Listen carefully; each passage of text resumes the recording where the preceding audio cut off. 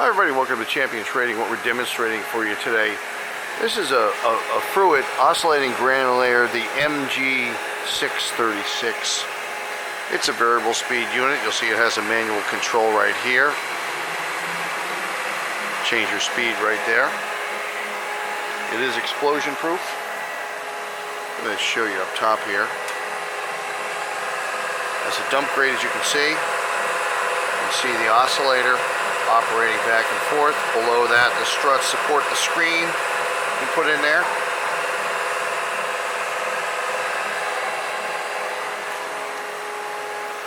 It's a mechanical variable speed drive. The unit is Swiss made, as most of you know.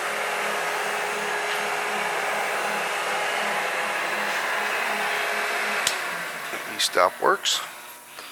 I'm going to show you real quick here. It's a very nice design. This is the end of the mill, and these little dogs, very nice, easy to use. And you'll see this is to access the inside of the mill, and you'll see there's a slide mechanism here.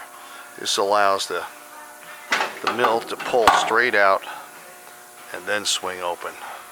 That works very nice right there. So you go back and forth, allows the shaft come to rest inside in the rotor.